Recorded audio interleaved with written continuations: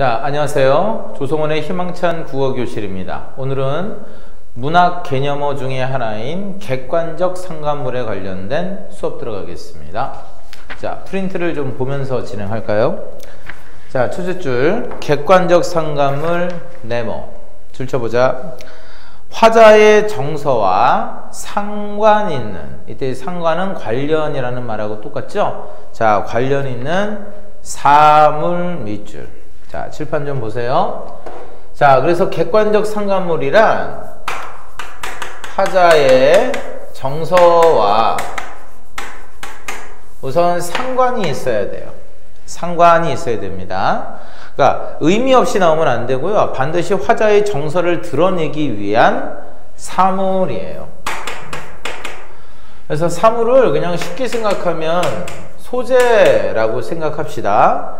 자, 그래서 넓게 보면 결국 이 문학작품에서 화자의 정서를 나타내기 위한 소재는 모두 다 바로 객관적 상관물이다 라고 생각하시면 돼요. 자, 근데 왜 여기 객관적이라는 말을 집어넣냐면 보통 이 화자의 정서를 직접 드러내면 뭐 슬프다, 뭐 기쁘다, 행복하다, 그러면 뭔가 이 문학의 묘미가 없지 않습니까? 그래서 이 사물을 통해서 뭔가 이 감정을 약간 좀 객관화하는 듯한 그런 느낌을 주기 위해서 사용된 사물 소재라고 생각하시면 됩니다. 됐을까? 자, 그래서 그 다음 줄 읽기만 하자. 자, 감정을 주관적으로 드러내기보다는 객관부터 줄쳐 객관화하여 사물로 나타내는 것 밑줄. 그래서 두 줄 내려가면 소재부터 줄치자. 소재라고 생각해도 무방 밑줄. 그러니까 말이 좀 어려운 거죠. 그냥 객관적 상관물은 소재다 이렇게 생각하세요. 단 화자의 정서와 관련이 있어야 됩니다. 자, 그러면 그 밑에 이제 표현 방식에 따라 라고 돼 있어요. 네 가지로 나눠지죠. 자, 1번 감정이입, 2번 대조적 상황, 3번 매개체. 자, 눈으로 보셔야 됩니다. 자, 학생들이요, 지금 제일 좀 흔하게 하는 질문이 뭐냐면 이 객관적 상관물에 해당되는 표현 방식 중에 제일 많이 들어보는 게 감정이입이거든요. 그래서 공부를 좀 하다 보면 이제 헷갈려요. 뭐가? 선생님, 이게 감정이입이에요? 객관적 상관물이에요? 이 두 가지를 명확하게 구분하고 싶은 생각에서 이런 질문을 합니다. 자, 그러면 한번 다른 예를 한번 들어보자. 여러분, 신문지라는 소재를 가지고 놀 수 있는 방법 한번 얘기해 봅시다. 뭐 있을까요? 자, 우선 신문지를 이렇게 접는 그런 놀이가 있죠. 계속. 두 번째, 찢는 놀이도 있어요. 아니면 한쪽에서 신문지를 이렇게 펼쳐놓고요, 펀치 이렇게 해서 구멍을 뚫는 그런 놀이도 있고요. 자, 또 누구는 물에 담가서요, 이렇게 쫙 짜면 공처럼 뭉쳐지죠. 이렇게 던지는 놀이도 있고, 아니면 신문지를 이렇게 갈기갈기 찢어서 눈처럼 이렇게 뿌리는 놀이도 있고, 아니면 신문지 위에 이렇게 올라가서 여러 사람이 신문지를 반으로 접을 때마다 이렇게 공간을 좁히고 서로 이렇게 껴안는 그런 놀이도 있습니다. 자, 이렇게 수많은 창의적인 놀이가 있는데 지금 내가 말한 신문지는 뭐예요? 바로 소재예요, 소재. 그리고 신문지를 가지고 할 수 있는 놀이가 바로 뭡니까? 표현 방식입니다. 이해합니까? 자, 그래서 객관적 상관물은 소재라고 그랬죠. 그래서 이 소재를 표현하는 방식이 세 가지가 있는 겁니다. 그래서 이 표현 방식과 객관적 상관물 소재는요, 아예 범주 자체가 달라요. 하나는 소재고 하나는 그걸 표현하는 방식일 뿐이죠.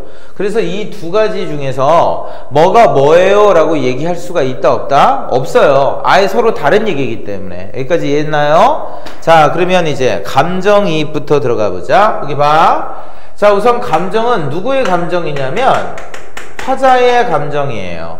그 다음에 이입할 때 입자가 한자로 이게 들입자죠.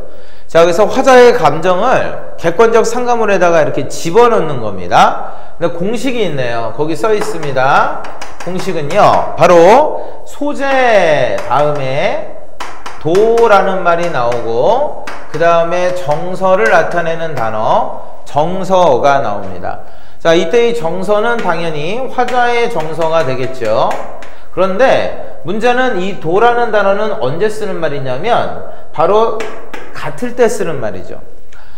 중국집에 갔습니다. 나는 짜장면 먹을게. 너는 나도 뭐예요? 나도 동일하다는 거죠. 자, 그래서 이때 이 도는 같은 거예요. 자, 그러면 생각해. 화자가 이런 정서를 가지고 있는데 이 소재도 갖고 있다는 거죠. 그럼 이 소재가 뭘까요? 화자의 정서를 이 소재 안에 집어넣은 거 아닐까? 그래서 바로 감정이입. 됐나? 자, 그래서 감정이입의 가장 대표적인 공식은 사물 아니면 소재 플러스 도 플러스 정서예요. 됐지? 자, 그래서 도 대신에 뭐 마찬가지 비슷하게 뭐 이런 말이 들어가도 결국 유사한 의미면 되겠죠. 됐을까? 자, 다 했으면 예를 좀 보자. 내가 그녀와 오늘 드디어 헤어졌어요. 이별을 하고 집에 오는 날 비가 옵니다. 그래서 내가 이 하늘을 보고 얘기를 하죠. 하늘아, 너도 슬프니? 자, 도라는 단어가 들어갔죠? 그럼 이 슬프다는 건 누구의 슬픔? 화자의 슬픔입니다. 그럼 너는 누구예요? 내가 부른 하늘 아닙니까? 그래서 하늘에다가 나의 슬픔을 집어넣은 거니까 감정이입의 객관적 상가물이 되겠죠. 오케이? 자, 그 다음 두 번째 들어가자. 대조적 상황입니다. 이때 이 대조는 바로 화자와 대조가 되는 겁니다. 됐을까? 화자와 대조. 뭐 예를 들어서 우리 입시 결과가 나오는 보통 한 12월에서 2월 사이에 누구는 행복해하지만 누구는 조금 불행해하죠. 그것이 바로 대조 아니겠습니까? 자, 그래서 그 옆에 화자부터 줄쳐. 화자의 상황이나 정서가 대조 밑줄. 자, 주의할 점입니다. 줄쳐라. 화자의 상황 정서인지 대상의 상황 정서인지 구별 밑줄 치세요. 자, 그래서 화자의 상황이 아니라 그냥 대상끼리 대조일 경우도 있죠. 그럴 때는 대조적 상황이 아니에요. 자, 예를 좀 보자. 자, 봄꽃은 저리 화사하게 피는데 봄꽃 밑줄. 화사하다는 말 때문에 봄꽃은 동그라미 긍정이죠. 근데 그녀는 떠나갔구나 밑줄. 밑에다가 나라고 쓰세요. 자, 그러면 결국 나는 그녀와 이별했다는 거 아니에요? 나 세모 치세요. 자, 그래서 봄꽃과 나를 대조화살 표시하면 하필 내가 이별한 날 봄꽃은 저렇게 화사하게 핍니다. 그럼 더 슬프지 않을까요? 자, 이제 세 번째 갑시다. 매개체. 자, 여기 줄쳐. 중간을 연결 밑줄. 선생님이 저 맨 뒷자리에 있는 학생에게요 어떤 프린트를 주는데 직접 가지 않고요 앞에 있는 학생한테 이렇게 주고 전달 좀 해줄래? 그럼 뭐예요? 이 전달하는 학생들이 다 매개체가 되는 거다. 됐어? 자, 그래서 매개체란 연결하는 겁니다. 연결하는 거. 자, 근데 객관적 상관물에서 매개체는 다시 네 가지로 나눠집니다. 자, 동그라미 1번 회상 네모, 동그라미 니은 연상 네모, 동그라미 디귿 성찰 네모, 마지막 리을이죠. 정서 환기 네모 치세요. 자, 우선 회상은요 과거를 돌아보는 거죠. 그래서 여러분 혹시 초등학교나 중학교 앨범 있습니까? 자, 그거를 보게 되면 그때 당시 친구들이 떠오르고요 그때 당시가 떠오르지 않습니까? 이게 바로 회상의 매개체로서의 객관적 상관물이에요. 자, 그 다음 연상은요 대상을 떠올리는 거죠. 자, 동물원에 가면 수많은 동물이 있습니다. 그 동물 중에서 수다를 보고요 조성원을 떠올립니다. 조성원이 누군지 아시겠어요? 학생들이 하도 선생님을 보고요 보노보노라는 캐릭터를 닮았다라고 해서 그렇습니까? 자, 이런 예를 들긴 하는데 선생님은 반댈세. 됐죠? 자, 성찰 갑시다. 성찰이란 자신을 되돌아보는 겁니다. 자, 보통 이 자신을 되돌아볼 때는요 그 매개체가 좀 반짝반짝 비추는 경우가 많습니다. 왜? 나 자신을 다시 봐야 되니까. 자, 그래서 대표적인 거 거기 써있죠. 거울 밑줄, 물 밑줄. 왜? 물도 맑으면 비칩니다. 하늘 밑줄. 왜? 하늘은 푸르르기 때문에 그 푸르른 하늘 보면서 나 자신을 되돌아볼 수 있죠. 자, 이제 마지막 정성 환기 가자.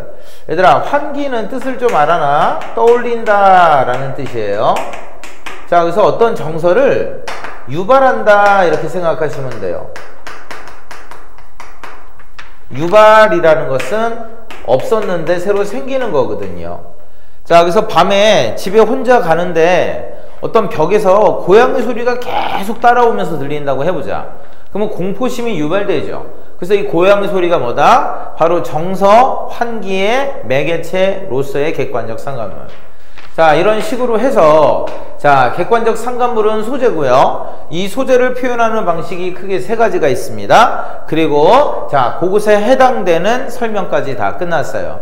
자, 다 했으면 이제 밑에 있는 문제 한번 같이 볼까요?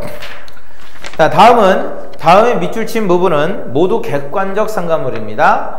표현 방법이 무엇인지 한번 좀 살펴볼까요? 자, 1번 새 네모. 자, 새가요 옆에 울어라 밑줄 울고 있죠. 자, 근데 한 줄 내려가세요. 너보다부터 줄쳐. 너보다 시름 많은 나 도까지 밑줄. 자, 어떤 말이 눈에 보입니까? 도라는 말을 동그라미 치세요. 도는 언제 쓰는 말? 동일할 때 쓰는 말. 자, 그래서 너가 누구죠? 바로 새예요. 그러면 새보다 시름이 마른 나라는 얘기는 나도 시름을 가지고 있고 새도 시름을 가지고 있지. 그치? 자, 근데 내가 더 시름이 많다는 얘기야. 너보다니까. 됐지? 자, 그러면 나의 시름을 새에다 집어넣었으니까 새는 뭘까? 감정, 입의 객관적 상관물이죠. 2번 가보자. 자, 읽기만. 궁예왕 대궐터에요 까마귀와 까치가 지적인데. 자, 근데 그 옆에 줄쳐 천부터 천고흥망을 아느냐 모르느냐. 자, 천고흥망이라는 건 나라가 망했다가 흥했다 하는 거죠. 그러니까 어떤 역사의 현장인가 보죠. 자, 그래서 이 궁예라는 대궐터에 가서요 역사의 현장에 왔습니다. 아, 결국 궁예가 만든 나라가 옛날에는 흥했지만 지금은 망했다라는 걸 느끼게 해주는 게 바로 뭡니까? 까마귀와 까치죠. 근데 이번에는 감정어가 있나요? 없나요? 뭐 슬프다, 허무하다는 말이 없지. 그러니까 감정이입은 될 수가 없습니다. 그치? 자, 그 다음 대조적 상황도 아니죠. 흥했다, 망했다가 사물끼리 대조 아니니? 그치? 화자와 대조가 아니잖아. 그치?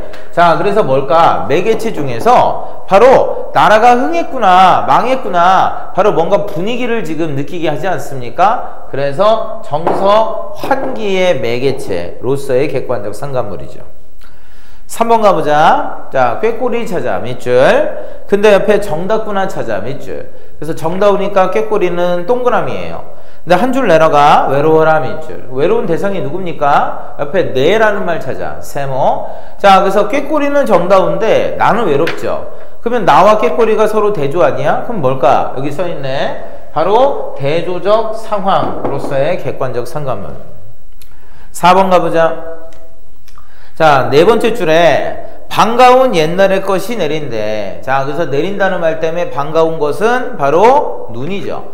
자, 그래서 눈을 보면서 옛날을 떠올리는 거 아니야? 그래서 옛날을 떠올리는 거 뭘까? 바로 과거 회상의 매개체로서의 객관적 상관물. 자, 5번 가보자. 우물 보이지? 옆에 가만부터 줄쳐. 가만히 들여다봅니다. 자, 그럼 우물을 들여다보면 누가 비칠까? 바로 나 자신이죠. 자, 그러면 나를 되돌아보지 않겠어요? 자, 그래서 성찰의 매개체로서의 객관적 상관물. 6번 가보자. 자, 낙타는 선생님은 낙타처럼 늙으셨대. 자, 그리고 제목을 보면 낙타인데요. 화자가 지금 동물원에 갔거든요. 그리고 낙타를 보면서 누구를 떠올리고 있는 거예요? 선생님을 떠올리고 있어요. 자, 그래서 낙타는 연상의 매개체로서의 객관적 상관물이죠. 자, 7번 가보자. 이 7번이 좀 많이 어렵습니다. 한번 읽어볼까? 산새도 날아와 우짖지 않고요. 구름도 떠가곤 오지 않아요. 그러니까 지금 내 옆에요 산새도 오지 않습니다. 와서 울어주지 않고요. 구름도 오지 않아요. 결국 내 옆에 아무도 없는 겁니다. 그래서 줄 치세요. 인적 끊긴 곳 밑줄. 그리고 홀로 앉은 밑줄. 결국 혼자 있다 이런 느낌이 듭니까? 자, 그래서 가을산 네모쳐. 자, 우선 소재지. 그래서 객관적 상관물이야. 근데 이 가을산에 지금 화자는 홀로 있지 않니? 자, 그러면 홀로 있어서 외롭다는 말이 나왔니, 안 나왔니? 나왔다면 뭔가 감정과 관련되는 거겠지만 안 나왔잖아. 그래서 뭐예요? 이런 외로움을 환기시키는 거지. 이해했어? 그래서 정서 환기의 매개체로서의 객관적 상관물. 자, 이제 8번 가보자. 견우직녀 밑줄. 근데 옆에 만나게 하는 밑줄. 칠석날 네모. 자, 그래서 7월 칠석은요, 견우직녀가 만난다 정도는 알죠? 그래서 견우직녀는 동그라미. 얼마나 좋을까? 1년에 한 번 만나는데. 근데 그 옆에 나 밑줄. 출처. 당신을 땅에 묻고 돌아오네. 그러면 땅에 묻는다는 건 죽었다는 거지. 그러면 결국 나에게 칠석날은요, 기쁨의 날이 아니라 뭘까? 이별의 날이야. 그래서 나는 세모. 그럼 뭘까요? 견우직녀는 만나지만 나는 이별하니까 두 개가 대조 아니야? 그래서 대조적 상황으로서의 객관적 상관물입니다. 자, 이런 식으로요, 객관적 상관물과 그것에 대한 표현 방식 세 가지를 심층적으로 살펴봤습니다. 자, 반복적으로 연습하십시오. 고생하셨습니다. 여기까지.